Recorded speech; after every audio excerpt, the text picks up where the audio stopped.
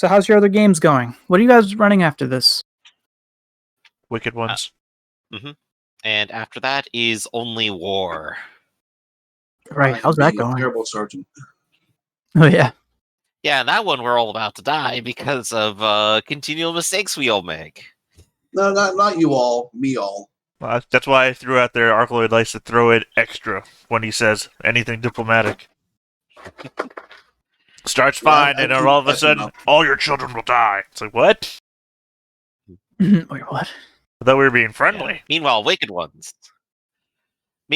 Ones, we just kind of keep forgetting what our goals are. What is Wicked Ones? I have never heard of that game. Imagine Dungeon Keeper, the RPG. Oh, so you're like playing the bad guys? Is that how it goes? Yeah, we're playing a bunch of bad monsters running a dungeon, and we go out into the countryside to do raids and bring stuff back, and sometimes adventurers like to come by and try to ruin things for us. That's Good. fun. Bad. These are imprecise terms. In How our to be morally bad. gray. I like to think Arcloid's negotiating from compromise. I mean, you don't want all of your children to die, so we can compromise. Right. Just throw out negative things because they're true, right? Well, you have to you go too high, and then we compromise. Well, usually it's the other side that makes the weird statements. What is?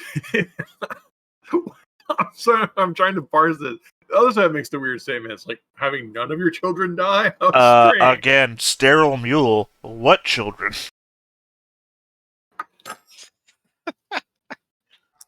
I think I got this whole war thing figured out. No children to threaten.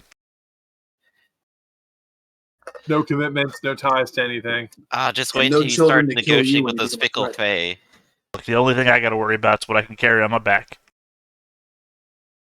But not children. And you've upgraded to giant, if I'm not mistaken. Yep. Oh I'm yeah, a he's giant. big. You'll All right. Okay. So we're back, and we are in the town of Tuskton. Tuskton, is a it's a well-built little Doloro town. There's a lot of wealth on display here. All of the buildings have stone masonry. In the center of town there is a tavern or an inn known as the Fort. You can tell by the sign, but also because the place kind of is built to look somewhat like a fort. It is a 2-story building that strikes quite a. It draws your attention as soon as you kind of get into the main square. You can also see from this place that there is a courtyard of sorts to the western side of town, where there are a bunch of small residential houses. In the center of this courtyard, there seems to be a stocks where a few people have been chained up. And you also, as you're wandering through the town, come across a sign for what appears to be an apothecary. What strikes you as odd is that the sign itself has the face of some sort of arachnid on it, identifiable by the multiple sets of eyes on the headshot, the profile or portrait that has been painted onto this sign. Well, that's auspicious. Indeed.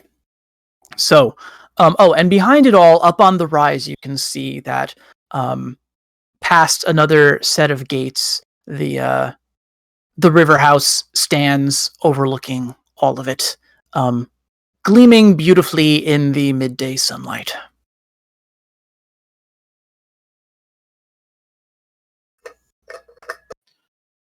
So then, well, where to first? Oh, we don't know where Rodolfo would be staying, do we? We'd have to do some gossip to figure that out. Gossip.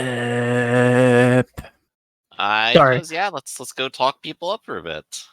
Connor, there is wood masonry as well, although it looks like a lot of the permanent buildings here, a lot of the gathering halls and stuff had been masoned with stone. They look nice. They look well built, like they could survive and it's I hacked. thought masonry was specifically stone and only stone. Well, Right. oh, the I tease see is what you're saying. carpentry. Gotcha. All right. Last horse crosses the finish line. So, where to first, guys? Yeah, I think we're just gonna go ahead and get the local gossip. All right, let's get gossip rolls from the people. Mind or will? Let's do mind in this case. You guys have to ask the right questions. Okay. Could that also be inquiry then? Inquiry is usually when you is one-on-one stuff. True. So in that case, I am merely assisting. I'm actually, And I fail terribly. I am actually pretty good at the gossiping. I will have Potter assist because he's also a team player. Yeah, why don't you guys assist me? I have a way with the locals. As you know, Mhm. I don't put on airs. People like talking to me. I'm nice. Well, both Potter and the Doctor have both botched. And we are both team players, yes. I'm Oh, not a team wow. player. Ooh. So you two are going on your own little adventure here. Whereas I mean, I could just roll my personality and do it for fun. See, I mean no harm, really. Hey, there we go. Finally, you got an assist. Oh, you got an assist from you? Oh, you didn't need it, but thank you. Well, now you're at 3. Yeah, so we'll just nice. go and say, so, yeah, hold up here in the middle of a war zone. Terrible, huh? Times are tough. Times are tough, guy. Yeah, I don't think I don't have any local knowledges or anything that would help me with the locals here. Probably Yeah. not in this case. A quick question, because this is something that I feel like I always forget. If you do not have team player and you do botch on an assist roll, does that impact the main roll negatively? It does not. When you're a team player, your botch doesn't screw it up. Right, but if you're not a team player, then your if you're botch. not a team player, the GM could rule that you screwed it up. Gotcha. All right, but it's a DM fiat type situation. GM. We're kind of the Ironclaw was written at a time where critical failures were still considered vogue. You may have noticed that critical failures have been deleted from almost every game. Mm-hmm. Yeah. Although not critical successes. Interesting that. I understand. I promised I would be nice. So, it's okay. It's the way of things. So anyway, so we lost the locals, and I'm sure with one success we would get the standard gossip, which would be anyone figured out, which is we're at war, we hate being. With 3 successes, we get something only insiders or really friendly people or extremely obnoxious cats would be able to figure out. What does the cat know? Okay, what's the cat know? Excellent. All right, so you get a couple pieces of information. First of all, you can hear that the Lady Laissez-Mentir is going to host one of her famous dinners tonight. During a wartime. Gotta love the Laissez-Mentir. The other thing you hear about the lady Bia. The lady Bia, I could be pronouncing this name wrong, is BEA? BEA? Bay? Bia? Yeah, B, like B. Arthur. B, there you go. Okay. So the Lady B,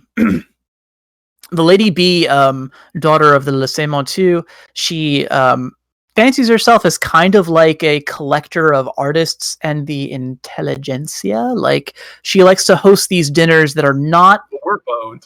They're not gated to just the nobility. It's kind of like maybe like philanthropic. It's sort of like a she sees herself as part of this new class of nobility that is interested in the arts and the sciences and stuff. And so fraternity, what are you talking about?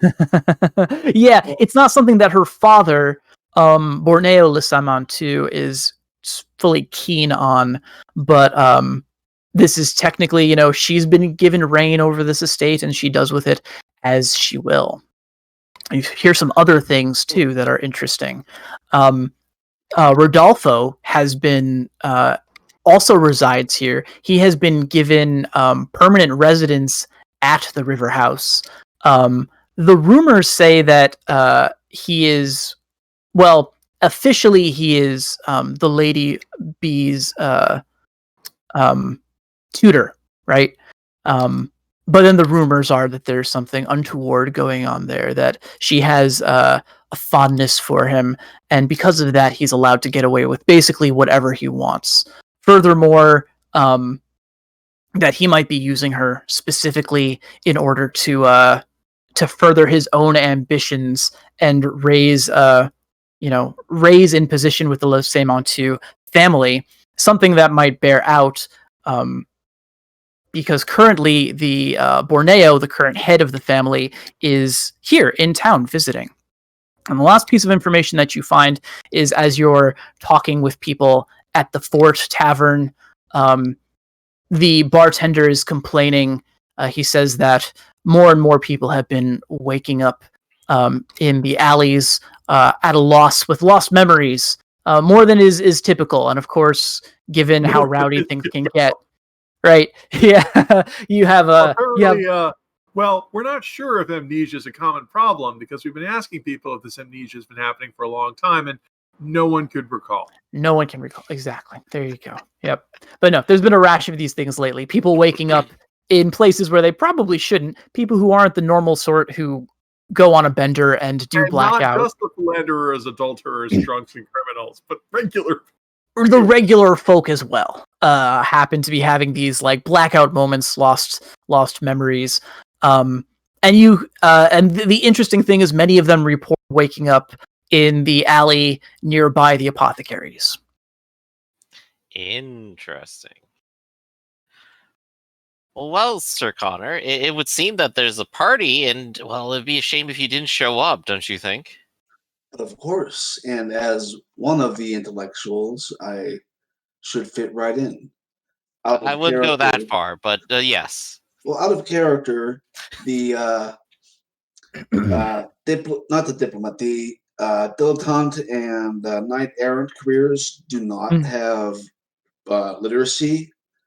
So just the fact that Connor can read at all is a good step in his favor. That's a very good point. We'll get you actually reading books soon. Just because you can doesn't mean you are. I have one right here, and you keep saying no. Can I say that I love the doctor? I think he's great. Thank you. But speaking of being a doctor, there's a bunch of people with amnesia, and they all end up around the same place. It seems like a great place to investigate. And the best way to maybe investigate would be to ask the people who don't seem to recall a whole lot. So perhaps I'll go ply my trade for a little bit and give some inquiry into that. All right. So this is the point where we put up the class action lawsuits. Like, have you had false memories or forgotten recently? You could be the victim of a terrible concussion. There you go. The doctor right away for a free diagnosis. Our giant mule knight will fight for you. Exactly. We'll slay for you. All right. Well, I don't know about that, especially in a time without common literacy. But you could definitely ask the bartender, and he will point you towards one of the, I guess, local ferrymen who is currently the latest in this string of blackouts, who is nursing a pretty bad hangover at the bar, and he's an otter, and he's sitting there hunched over. But he'll talk to you if you decide to talk to him. He'll say, "Oh, good to meet you, traveler. I'm afraid I don't have all my faculties today. You will forgive me, but would you care for something to drink? I have credit," and he will get you a drink. Oh, well, I gladly accept a drink. And in exchange, I am a doctor, and I've just arrived in town. I hear you're having a few problems with your head. This might be indicative of a serious concussion. perhaps I could ask you a few questions and we can sort this out. I'll go ahead and pull out some of this, and it should make your head a little clearer too.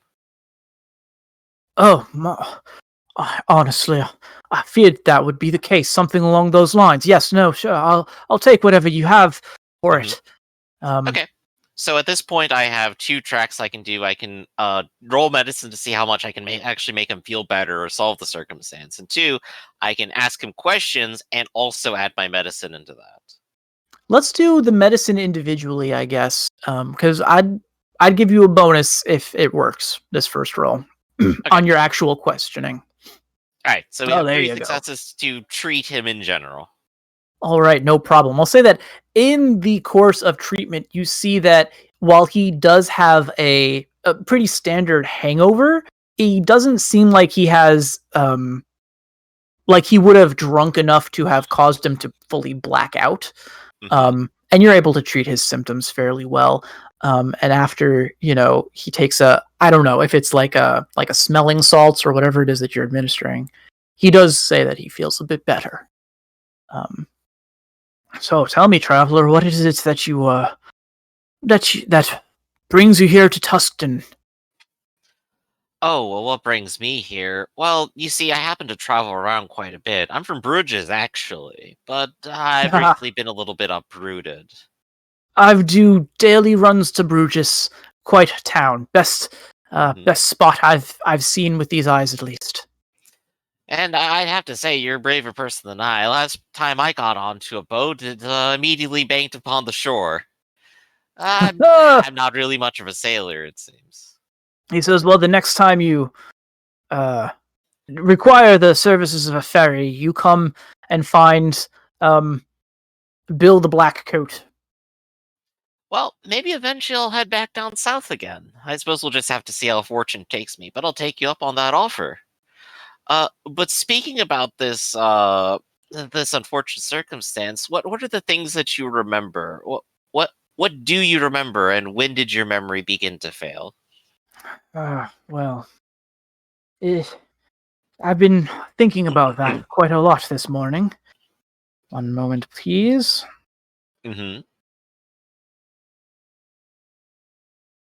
Okay, I need to be better making a habit of taking notes so I don't completely forget NPC names. All right.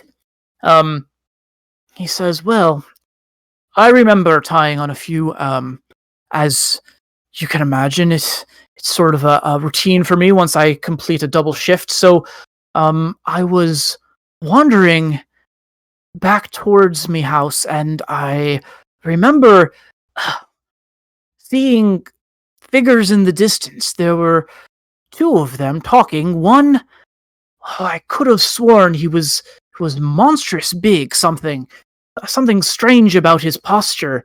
And then I found myself waking up in a gutter, my head in a puddle, by the by that creepy apothecary's place.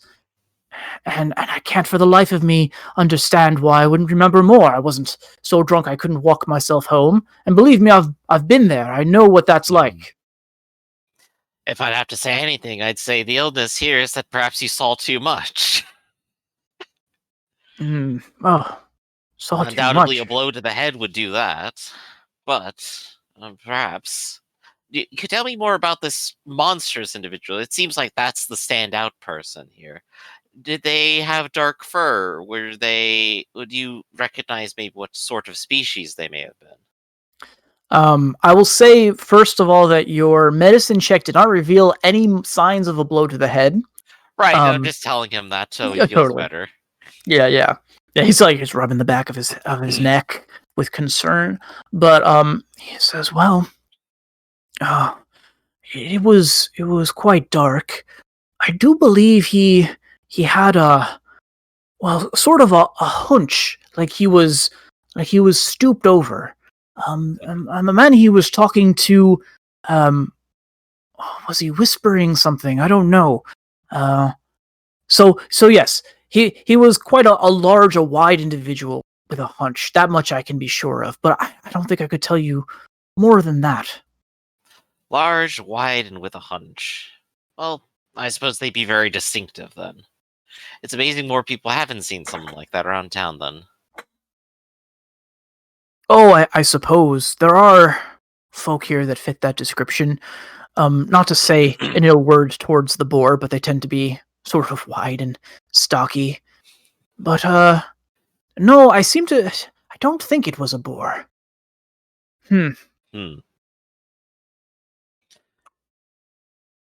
Well, and, you said it was on your way back to the house. Well, I'm not too familiar with this city. Would it happen to be across maybe this street and that street over there, like towards the apothecary, do you think? Ah, yes, it's just that way. I mean, it passes many shops, but yes, the apothecary is one of those. Sure. All right. I think that's about all the questions I can think for now. But I think you should make a full recovery. There's no injury that time does not heal. Ah, wise words, sir. Sorry, I didn't get your name. Oh, I'm just a humble doctor. That's all. I see. Well, again, Black Cloak, if you ever need ferry services from Tustin, I'm your man. Thank you very much. Okay, then I'll end my scene there.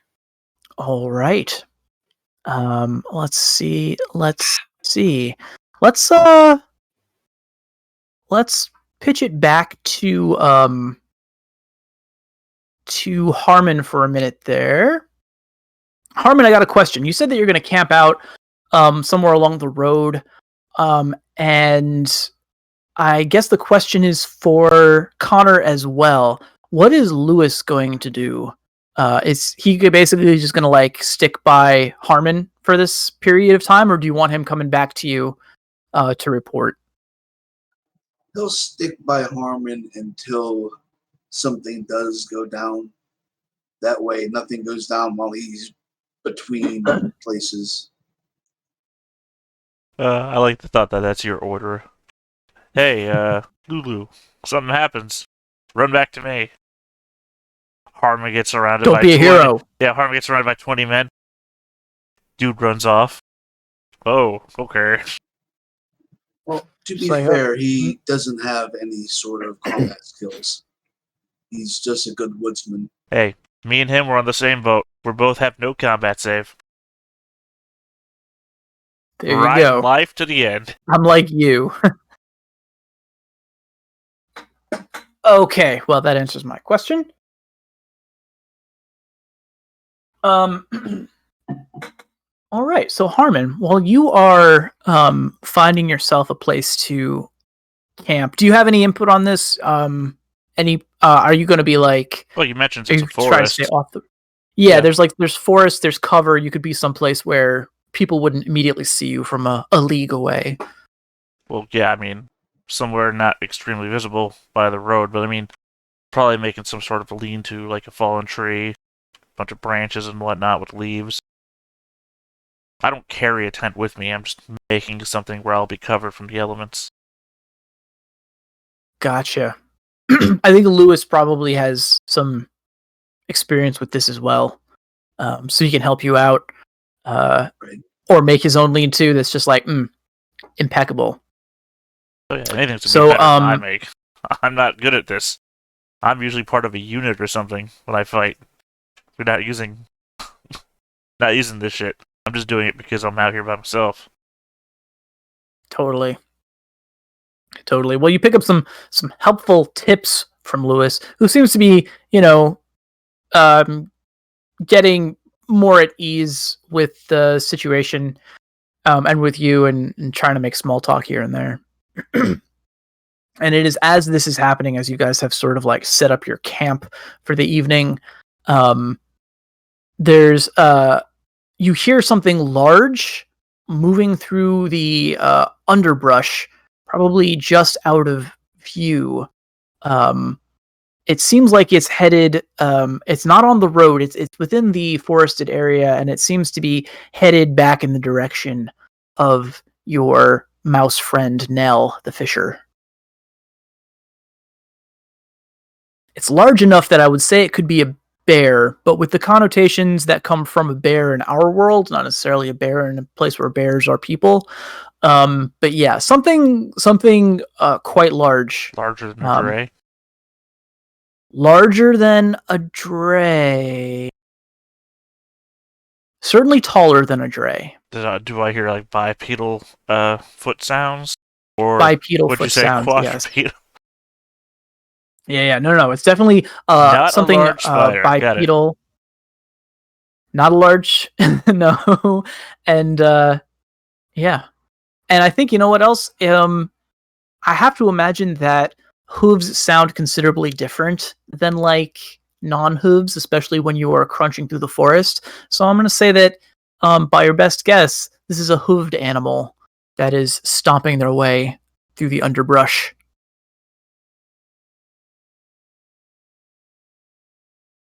Well, no idea what it is. The fact that it has hooves makes me think it's a person, not a creature. Right. I guess. Well, I'm not doing anything. I'm curious. I'll run after it. And I am extremely fast, so... Okay. Oh yeah, you can close the distance fairly quickly. I think I have a run speed Lewis of is 30. like, damn, yeah. Yeah, Lewis is like, what is that? Should I come? He's just like started the fire, and he's like, oh, but I just had this great fire going. I think you're supposed to. I was supposed to get out of here. Supposed to what? You're supposed to get out of here? Sorry, I'm fast. Oh man, no, you're fast. You're gone. Lewis is like looking at you. I think I was supposed to He's keep looking at this fire. He's looking in the direction of you, and he goes, ah! But he couldn't really make out what you were saying, so he's gonna follow. He grabs up his, I don't know, if he's a scout, he probably has like a bow and arrow. So he gathers up his quiver and he treks after you, although it's going to take him a bit to catch up because he does not have a 30 run speed. Yeah, but he's probably better at tracking anyway. Yeah, he can definitely follow the trail of destruction Harmon leaves behind, that's for sure. Or the trail of destruction that whatever I'm following is leaving behind. So yeah. So Harmon, you're like getting up to top speed. You're ducking around these trees and launching yourself over tiny streams and bushes and such. And you can hear you're gaining on whatever this creature is. But as you approach, it seems like he's moving at a pretty steady pace as well. And finally, you basically slide down a shallow ravine, and at the bottom you hit, and you can see you're standing about, let's say, short range, 12 paces away from a large and imposing horse. It's worth mentioning that this horse is actually about eye level with you. He himself is a giant, and he's wearing... He's unarmored. He's currently has a large sword strapped across his back. But he had heard your approach, and he has turned to face you now. His arms are at his side, and he holds them up now, and he says,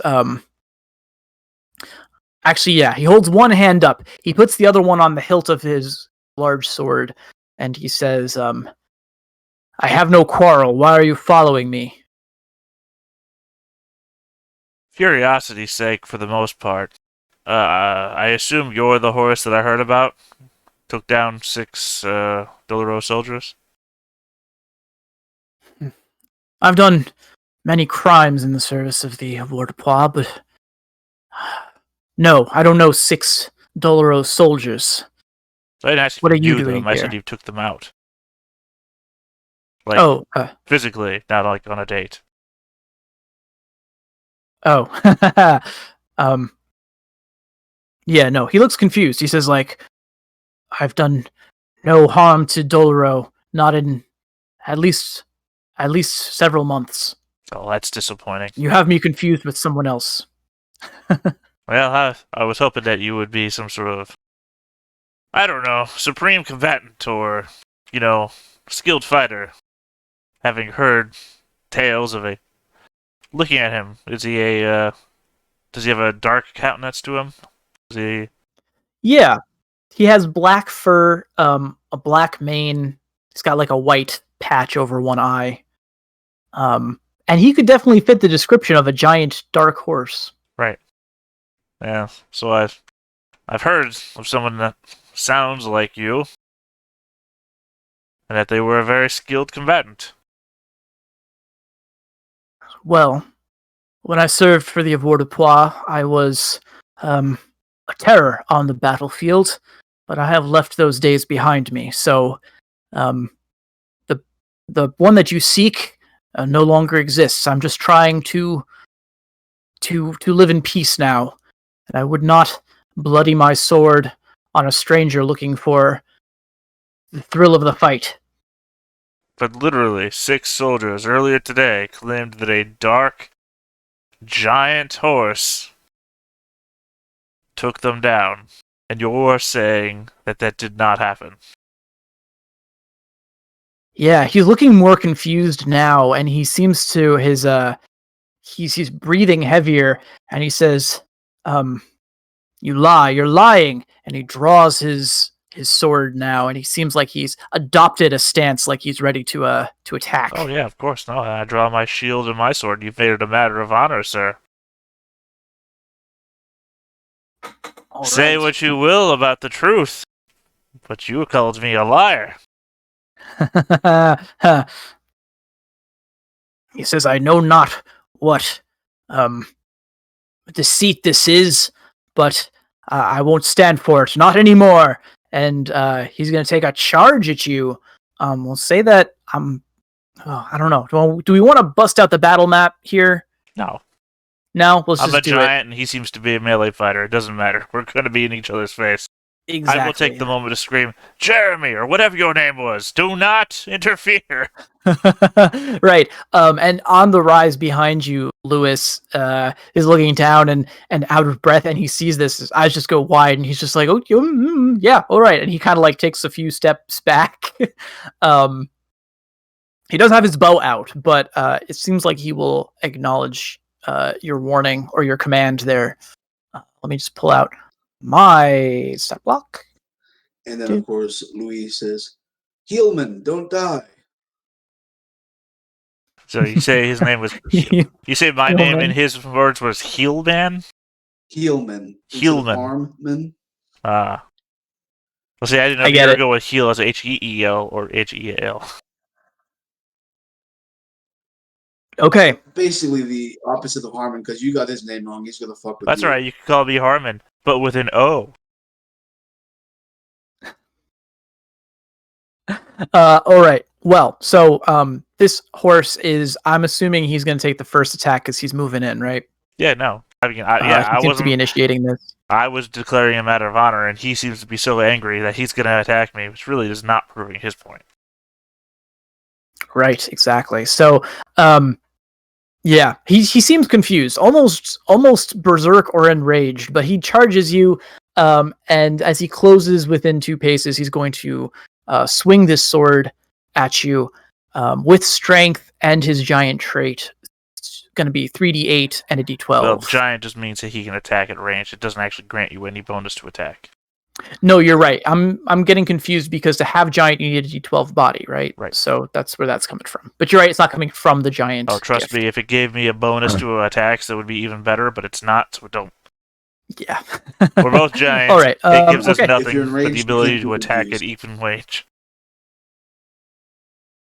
All right. I'm going to say that he's fast enough to close the distance, and I'm going to roll this attack. Will you allow me the initiative roll to be able to see if I have focus or not? Yeah. Even if you fail, you'll still be readied. But yep, I have focus, which means that when he goes to attack me, I guard. Okay, you'll take your guard. Okay. Ironically, was not prepared for danger. I'm just fast enough. Yeah, in this case, I mean, you saw it coming, so it makes sense. 3d8 and a d12. Here we go. 9 is high. I'm sorry, you all. That was your initiative. So, yeah, I'm countering. How are you defending, sir? Counter. So that's a 2 4-point hit. All right. And he is going to soak with, he's not armored, so it's going to be a D8 and a D12. All right, so he soaks 2, 2 goes through. He is reeling, hurt, and frayed. So basically, you move super I'm surprised fast. he doesn't have invulnerable hide. I assumed this was some sort of wilding way guy. Atavism, as I should say. As an atavist. No, the way he fights, the way he comes in and carries himself, he's definitely a Vortipois soldier through and through.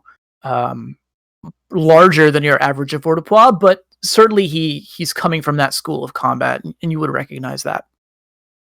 Maybe why I countered it so well. Yeah, exactly. Like you saw it coming, and easily got in under his strike, and left a nice gash on his underarm. And this seems to have snapped him out of it. He stumbles back. Do you yield? He's panting now. His nostrils are flaring, and it seems like he's considering it. And then from behind him, you hear a small squeaky voice going, "Wait, no, stop!" And rushing out through the underbrush, there's the tiny mouse Nell, her hands thrown up, and she addresses both of you, and she says, "Both of you, stop this! This is madness! Stop it right now!" He attacked me. "Is that true, Hugo?" And Hugo suddenly looks quite ashamed of himself.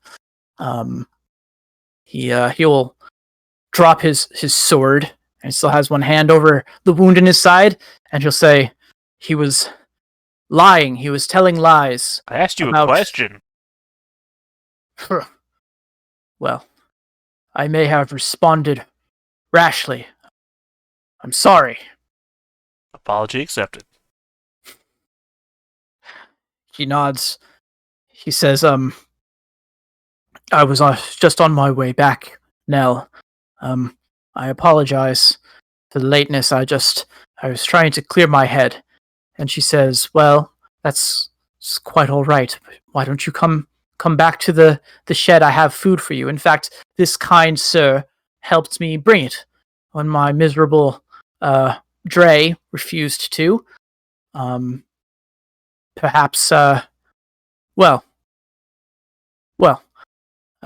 thank you once again, Sir Harmon. I'm so terribly, terribly sorry for the actions of my companion here. You'll have to excuse him, though. He's gone through a lot of late, and, well, he's a bit confused." And at this point, she has come up to him. She's sort of like patting him on the hip, is about as high up as she can reach on this guy. And again, he just has the face of ultimate shame. No, it's fine. I heard a rumbling in the woods heading in your direction, or the direction of your home, and I figured I would intercept it and make sure there was not trouble. And it wasn't. I say, with words that would sting a warrior, I hope. But... Oh yeah, any pride this guy might still have is quite wounded. But he doesn't, he doesn't offer up any words of dissent. I don't know, contradiction. He just takes it. He says, I'm concerned that you say that someone of my description has been hurting the locals. I wouldn't mind hearing more of this, as it seems like it concerns my livelihood here greatly. Well, I would assume so. You fit the description as well as it was given. And we are in a time of war, and you are, after all, a horse, and apparently a former soldier. Does not bode well for you. Indeed, and yeah, and Nell, she seems a little bit nervous now as she's considering all of this. She says, actually, it's quite fine. It's quite fine. There's no need to bring up whatever horridness is happening.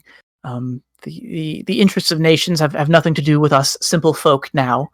So Yes, I'm sure it will be quite fine, Hugo. And as she says this, Hugo seems to, I don't know, he seems to calm down somewhat and nod in agreement. He's like, no, you're right. This is quite fine. I apologize for attacking you, sir.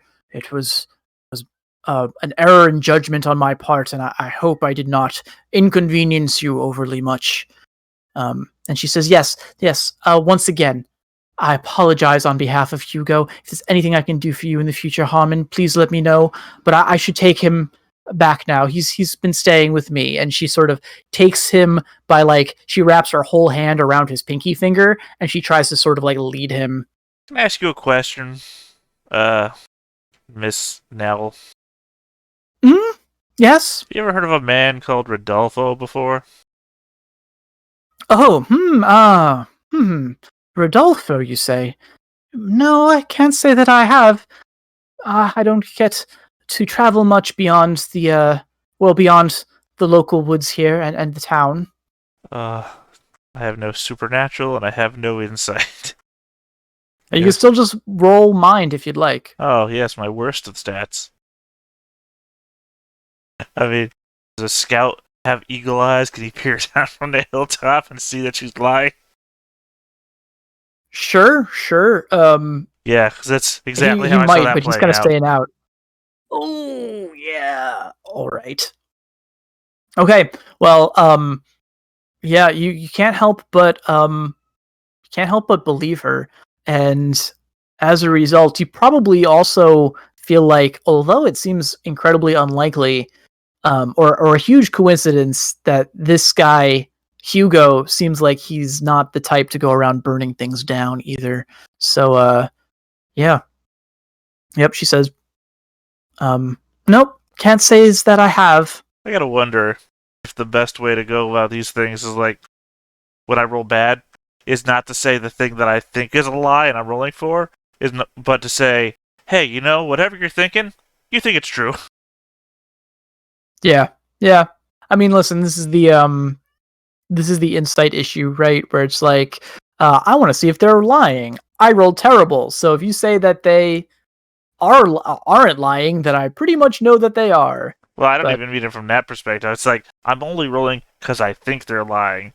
And the result of a fail is clearly, I still think they're lying, but now I think in character they're telling the truth. Well, you don't exactly know what I'm thinking. I could still be wrong. And you could just say, well, whatever you're thinking, that's what this is to you. It's like, oh, okay. I think she's cheating on her husband. So I wasn't thinking that, but okay. Yeah, well. Could be. Huh. All right. Well, you two be safe then. And I guess I just turn around and I head back to the encampment. Well, out of character, thinking that maybe she is the actual person and she's got a bodyguard that she's mind controlling. And Lewis is sort of like looking at them and looking at you and looking at them and just like that. That's it then. No, I'm not about. Yeah. He's going to follow you. Yes, I'm not about attacking defenseless people, and he's pretty defenseless. I'm also not about attacking people that don't want to fight. I mean, that is quite telling of his character, of Harmon's character. All right. Well, you make it back to your makeshift camp. Let's throw things back over to the town team. Where we left, the doctor was investigating the memory loss of one of the individuals in town there. Yeah. So where do you guys want to pick up with this? You know that night there's going to be a fancy party that's open to those who are well-read or who are artists of some kind. And actually, no, I got a great idea. So as you guys are, as the doctor is off talking to this individual at the bar, Connor, actually not Connor, Potter. There is what seems to be a quite tipsy red fox who approaches with a harp, and she says, "Hey, good sir, would you mind patronizing me for a song? You seem like a brave sort, and I feel inspired by your countenance." And by the way that her eyes don't seem to focus that well, she probably can't even really tell what kind of animal Potter is. But she knows how to choose a mark, and so she begins to pluck away at this harp and weave a song about the brave and noble porcupine, armed for war. You can't tell what she is or what he is. Well, he's Yeah, there you go. course completely confused by this. Me, a noble sir, not quite yet, and so he's like, giving this confused faces. And now out of character, I would assume that he like whenever you fight, say, an irregular. I've seen GMs roll their career die to see how much money they have left on them. So would you say that he just has 6 dinar that he hasn't spent yet? Yeah. For being a typical? Yeah, that's fine by me. He'll give her, I believe typicals get paid, 2 dinar for a day's labor. So he'll give her 3 orchalk for the song. There you go. Probably not playing that well, being kind of tipsy. Oh yeah, it's really not great. And she but she takes the coins from Potter. She's like, "Oh my lord, it's too generous. Oh, look at this. Well then, perhaps I could well, if there's any other songs you'd like to hear, I'm at your service. They call me Sly Flora. Sly Flora is my name, and I am the most prolific and also skilled bard in the town of Tuscan. And you will be you will look quite the smart fellow if you have me by your side singing your praises." And she kind of like sidles up to him, and now she's playing another song about the once again, his bravery, his skill with a blade, etc., etc. And of course, this young man who is not at all skilled with a blade is just, he's in the mood to humor her at the least. But if she's gonna play while they walk, he will try to lead her to Connor and sort of left-handedly pass her off to him.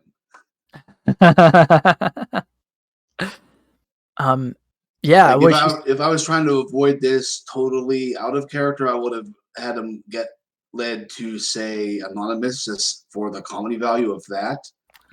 But I think this is more what Potter would do. He'd take it up with Connor and say, "Here, you deal with this." No, I could see it. He'd just be like, "My lord, I made a friend," and Connor, she can smell the money on you, Connor. She goes, "Oh, and who is this? Your dashing elder brother, no doubt." And Connor, she starts to give you the exact same treatment. She plays maybe like 2 bars of a song that is just cheesy as hell. And then she says, "I seem to have forgotten more of the words, but well, it's hard to keep track of such things on a salary of a poor busker like myself. Hint, hint." Yes, well, let's see what I can do to improve your memory. And he will, probably because he has no smaller coins, he'll give her a full dinar. Oh, yeah, no, yeah, she is, she says, "My dear sir, your generosity, it brings me to tears." And you see that she actually manages to muster up a couple of tears, which is impressive. And she says, "I am at your service, Sly Flora. Anything that I can assist you with, my sir, anything at all." Again, and as she's doing this, she's just kind of like plucking away general tunes, Some of them you might recognize, others maybe improvised, but you know what? You're even kind of impressed that she can play at all with the state. It seems like she can barely walk, but she can play. So that's something to her credit. All right. Well, outside of the this is in game terms. Outside of the D8 penalties she would have for being intoxicated, can Connor tell if she's average, very good, excellent, normally when she's sober? What would this be worth? Because I'm actually thinking of hiring this bard to accompany me to this party. Well, I would say that the way she's playing now is good. She's passable. Sober could even be very good. Impossible to tell unless Give me you a sober moment her up. to look up how much a elite would cost for a day, and that's without pair. Right. Okay. That would be labor, master. Yeah, I'll give her 3 dinar and say, if you'll accompany me tonight, then by all means you've earned this. And he will hand her 3 silver coins. Oh, gracious. Well, I have to say it's been a while since I've been propositioned by such a dashing fellow. But, yes, well, my dance card is open. It's unclear if she knows exactly what you intended by that, but, yeah, she seems willing for pretty much anything. Oh, he would stammer kind of like I just did and say, "Oh no, we're just going to a party." Oh, you wouldn't, No. I see. Oh, no, of course. Well, that's quite fine. This party wouldn't be the Lady Lissemontier's dinner by any chance, would it? But of course it would. And I would have you sing my praises. She says, She's looking at the money in her paw, and she says, well, yes, we can do that.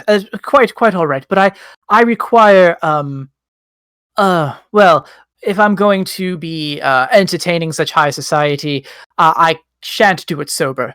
And she points behind the bar of the fort at a fairly pricey bottle of liquor of some kind. She says, if you wouldn't mind treating a lady to that vintage, I would be happy to assist you, sir. You mean you would not be interested in any Avoirdupois cognac? I have a bottle with me. Oh, she looks at it and she says, can't say that I have tried the cognac. Is it any good? It's the best. All the nobles drink it. This is going to be a negotiation roll. Is the cognac actually good, in your estimation? Well, it's a bottle of spirits I picked up at Character Generation. I would assume it might have come from, say, his father's personal stores. Perfect. So would that give me, say, an equipment bonus to this negotiation roll if she were to be allowed to taste it? Yes, exactly. I'm going to give you a bonus for this roll. And I'm trying to think what else would apply here. I mean, will, you're trying to convince her of something, so this could be like a will negotiation, and give yourself a D8 bonus for clever use of your equipment. Okay. That's 2 4s. All right. And this is a woman, so I'm going to re-roll that D6. Do it. All Almost, right. but not quite. Almost, but not quite. Still, 2 successes is nothing to sneer at. She says, "Why, this is quite the stuff." Yes. I suppose this will do fine. I will be in fighting form, as it were. I'll show that little bitch, what for? And she says that she pockets the dinar, and she says, well, in the meantime, if there's anything you'd like for me to play, I am at your service, my lord. And she begins to strum away on her harp. A harpy song. Oh, no need for that just yet. I would have you hear tales of my adventures so you know of what you speak when you tell the others of my greatness. That is inspired indeed. All right. So, yeah. Her ear will kind of like swivel, and she'll be like, "Oh yes, that's right. That's how this works." And she will gladly listen to any tales of heroism that you have to tell her. Yeah, he'll definitely talk her up with the group's exploits and try to give everybody an equal share of the attention so that she can mention Harmon, the brave, stalwart, fighter, and the gentle doctor. Kind of good doctor. Yeah. So she can include, a bigger cast of characters because, what's better than one person to sing about but four? Indeed. All right. Okay. I'm going to bring the town players together for a moment here. Well, I guess I'll also open it up. Anushka and the doctor, did you guys have anything that you had intended to further investigate in town? Well, I would always love to go ahead and take a walk down a blind alley and see what happens here, but that doesn't sound like a great idea alone. So I'll go ahead and put that to the side. You mean we're in a town under lockdown that's surrounded by that is in theory surrounded by a hostile army, and you want to wander around town that is filled with desperate, hungry people. Correct, and specifically into places where people have been ambushed and then lost all their memories. It sounds like a great time. No, I don't want to do that. Yeah, in fact, wandering around and losing our memories sounds like a terrible idea. I think we should stay paired up. Mm-hmm. This is sorcery. But Connor, who is this new friend you have? Out of character, I need to write down this name. No, that's okay. I'll type it in the chat as well. Mm-hmm. She goes by the name Sly Flora, and she will introduce herself as such. Connor, I feel so injured. Do you mean to replace me? I thought we were going to get in when I would tell people my interpretations of the Testament of Heloise. I thought that would immediately drop them dead and allow us entry. It was not good enough. Oh, it's perfectly cromulent, but you see, I, not being a member of the church, would not be involved in this. So I've taken it upon myself to hire a woman of distinction, learning, and grace to accompany me. So tackling your ego in 2 strokes, I see. But of course. And to be true, it could only be a bard of my caliber and prestige who could fully capture the indescribable poise and courage of such a noble raccoon, says Sly. I guess I have to admit defeat. I'm outdone. I don't think I can, I don't think I could do any better. Oh, well, you gentlemen flatter me so. But no worries, just you wait. When you see, I shall put to shame any other musician, any that may already have an invitation to the party, and I will sing your praises to the heavens. You will be known throughout the land, as will I. Mm-hmm. I suppose then, Connor, since we don't actually have the invitation, is there anything else you think we need to do to ensure our entry? Perhaps we should introduce ourselves to the matron hosting said party. Sly will say, well, I can't speak for the lady, but her father is right there over yonder, and she'll point to a out the door of the tavern, you can see that there's a courtyard with a fountain, and walking around the fountain, there is a sort of an elderly stoat who walks kind of a little bit hunched. He's got a large sort of royal robe. It's furred, and he's flanked on both sides by 6 of boar guardsmen. And he seems to be having a conversation with a tall and slender bat wearing quite elegant robes himself.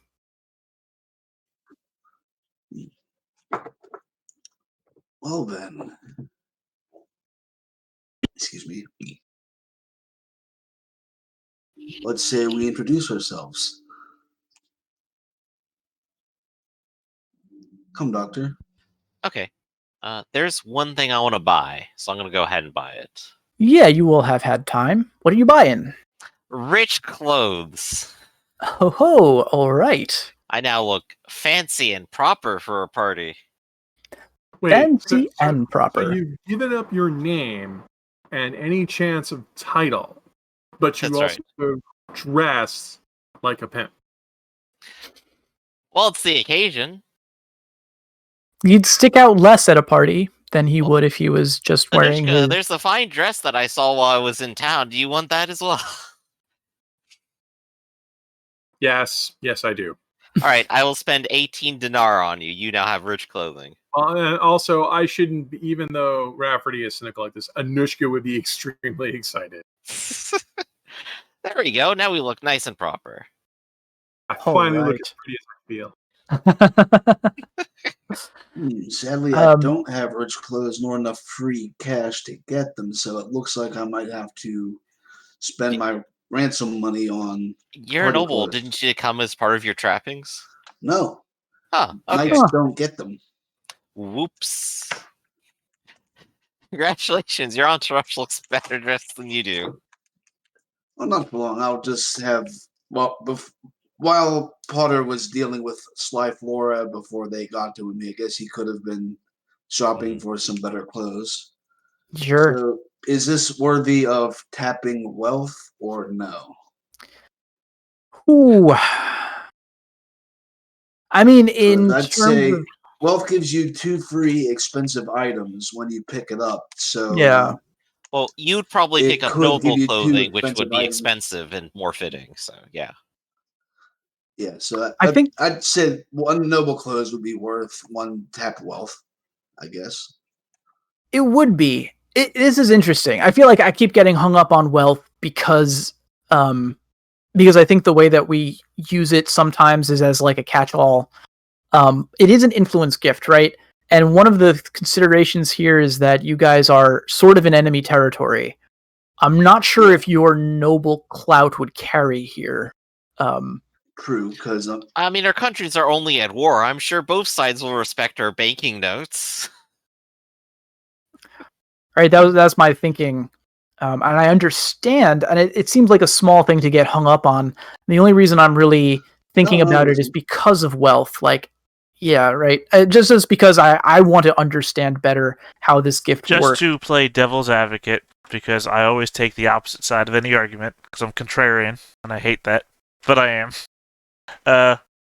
Would it be arguable that the knights that showed up may have brought Connor's stipend? Yeah, that would make sense. As a plot, because his money doesn't just come from to... nowhere. Somebody actually has to bring him something at some point to pay off the people he's making promises to. Exactly, and in this case, it makes sense as we establish these guys are coming from his homeland. They are in service to him, so the best way to get me on your side is to argue against yourself. There you go. So, yeah. So we could talk about what, how much a stipend actually looks like, if you want. But I'd say it certainly would be enough for you to buy some nice clothes here and now. If you could just say 60 dinar, and then that's what I spend on the clothes, or you could say more. I'll let you make up your own mind about this. I think that's fine. You were right that we are in enemy land, so I wouldn't be able to use Connor's credit here. They wouldn't even trust him as far as they could throw him. Yeah, Although they are boars, they might be able to throw him pretty far. it's a fair point. It's a fair point. So yeah, let's say in this case, this is probably the most pricey thing that you'll be buying. I mean, I can't say that for sure, but yeah, let's say that they bring you enough, and it's enough for you to get a set of nice, respectable, noble clothes, and also have 6 denar left over. All right, so I'll Denari. put that in there, and 6 dinar total left over, or plus what I already have. Oh, I mean, plus whatever else you're sitting on. Sure. Okay, and let's say that since he bought them here, they're going to be in the Dolores style, so it's Correct. kind of like a nod towards, I'm not totally having a palm, kind of with you guys too. You're passing. And we'll say that Sly Flora just falls all over you. She's just draping herself over your shoulder. She's like, "Oh my God, you look magnificent. You're dashing, handsome. I'm lucky to have such a well dressed and well coiffed patron." She's laying on really thick. Is the point? Excellent. Out of character. And now introductions. That's right, and that all happened before. So now you guys can see that there is. Thank you for reminding me where we were. Yes, no, I lost the thread myself. So, yes, you guys are out in the courtyard in front of the fort tavern, where the streets have kind of cleared somewhat, making way for Lord Borneo Le Sémentier and his, modest entourage of guards, and the tall and freak-looking bat who is walking beside him. As you approach, the guards will step up, interposing themselves between you and him, and they'll say, "Halt there! Our lord is enjoying a walk in his town, and does not wish to be disturbed by outsiders," he says as he glances across you, across all of your faces, and seems to know that you're not from around here. Very well. Could we arrange a time to meet with your lord? Well, again, you do look like a noble at this point. So he says, "I can ask him on your behalf. What business do you have with the Lord?" We wish to make ourselves known in town and to see if he would host us at this wonderful party I hear that his family is holding. All right, the board nods like he's committing it to memory, and turns and hoofs it over to the Lord and takes a knee, deep bow. There's a conversation that exchanges, and you can see that the stoat is glaring at you, peering at you and your friends. When the boar returns, he says, "The Lord will accept an audience with you now, but just you.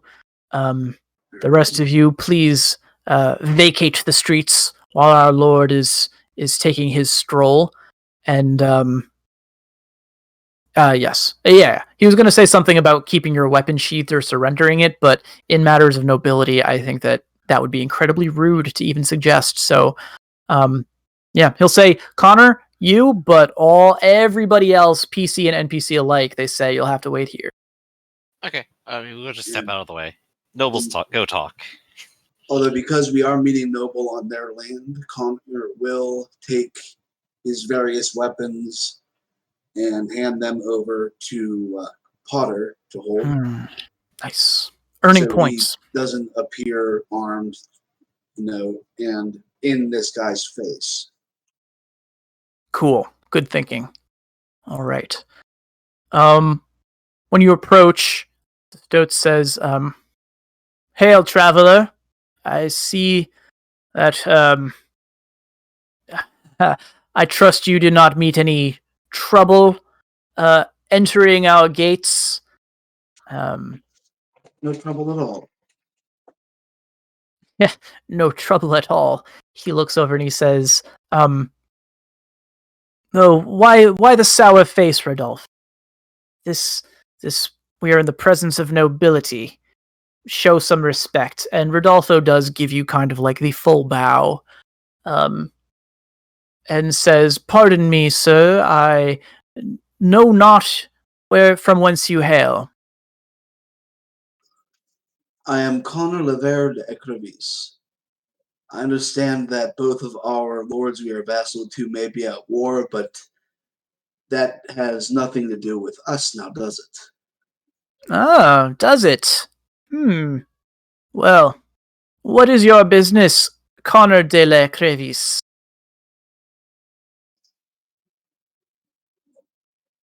I am here to give Yeah. me a moment to think of this. No problem. This is where I get tripped up as well when it comes to like names and titles and what you're trying to do. It's amazing that anyone got anything done. I don't want to lie because I don't want to roll a die I don't have. Right, also a good thing to consider. So, we are here about the rumors of war, yes. But I'm not here to enact any violence or cause any further misgivings than what our patron houses already feel. No, we are here for a more diplomatic reason.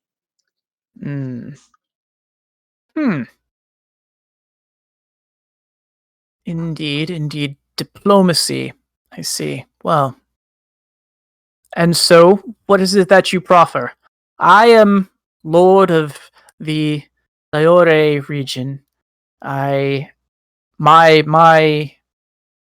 duty is to protect those subjects that depend on me for safety and sustenance. So I can only entreat insofar as it pertains to my lands, but I would be not worth half my salt if I balked at overtures of peace and treaty. So, yes, what is it that you propose, Sir Connor?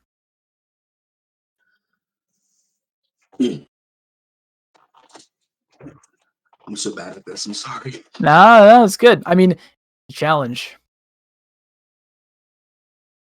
I mean, you should see me trying to play my sergeant in Only War. I suck at that so bad. But back in character. Let's see. We are here to. You'll have to pardon my pauses. It's not a Speak to some people of note of rumors we have heard that, if they prove true, may be useful in ending this conflict before any lives are lost, and ending it both peaceably and I'm trying to and amicably. I guess that's out of character. I guess that's what you'd say. I'm trying to think of like mutually beneficial and like you'll end up better than. I'm trying to figure out the word for that. Yeah, mutually beneficial, amicable. Amicable. That's how you say it. Yeah, Okay. I think you got it. Yeah. So, all right, I like this. You're still not giving specifics, but I think that you're getting your point across that you want to talk more about these things, and you don't want to necessarily do it right here. And I think you haven't misrepresented. So this role is going to be with negotiation. You can also include etiquette dice that you have, and take a bonus D8 for disarming before you approached him. That scored you points.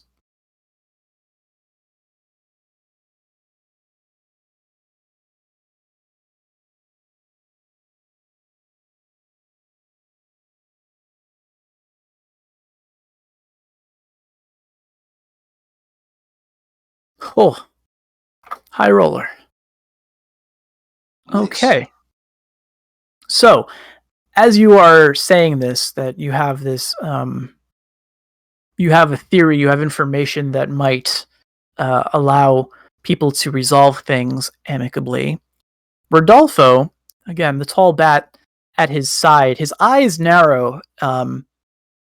Before he seemed like he didn't consider you much worth his attention, but suddenly he is reevaluating. I'm sure. The yes, Borneo will give kind of like a humorless smile and nod and say, indeed. At which point Rodolfo says, my lord, and he whispers something into the Le Semontu's ear. And Le Semontu turns to you and he says, yes, I would like to speak more on this matter. Tonight, my foolish daughter is hosting a dinner party of sorts, and I believe it is only open to those of artistic profession. However, I'm sure we could make an exception for you and for your followers, of course. I wouldn't mind hearing more about these things, as it would be only right for the host of this region to consider what you have to say. I would be honored to join you, sir. No, the honor would be ours, of course. Anyway, you probably could find your way to the palace. If you say your name at the gates, the guards will be told to let you in, and any members of your party are encouraged to join as well. And at this point, you can hear in the distance that Sly Flora is playing sort of like a bawdy song at high volume, singing prowess of Connor, loud enough that it can be heard at this great distance. No. Yeah, it's not a great look, but the Lord will chuckle and say, please, if you do bring her, make sure that she leaves the harp at home. It says, now, if you don't mind, I intend to enjoy the rest of my walk, my stroll.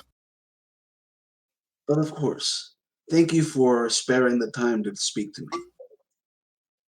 And I intend to spare a few more moments to hear what you have to say tonight at dinner. Please do not be late. And with that, he will give a mild bow, a short little dismissal. And as soon as you kind of like get out of armed guard range, he will continue his private conversation with Rodolfo. Well, that probably could have gone better, but it didn't go bad. So I'm happy. Yes, Flora is like, well, did it work? Did you hear my song, dear? I was trying to sing your praises in front of the Lord. You didn't think any impure thoughts while you were out there, did you? Rodolfo could probably read your mind.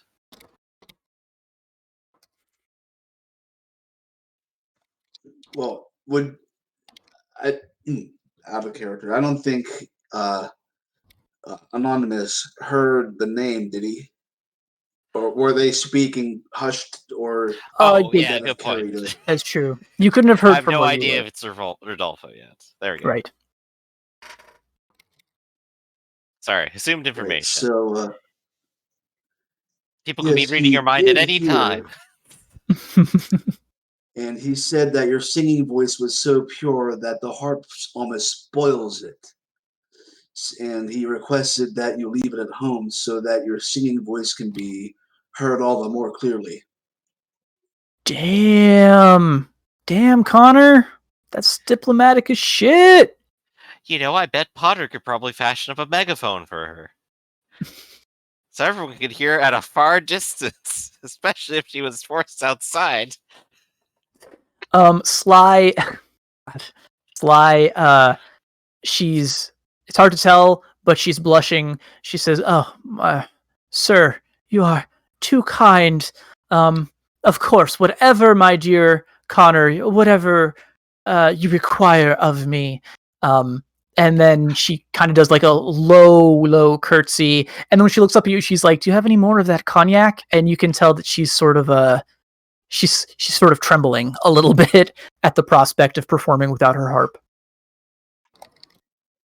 He'll not only give her some of it, he'll give her the rest of the bottle, and I will take that off of my sheet. All right. Yep. Okay. Yeah, she is. I'll add that to her sheet then. Okay. So we're moving along here.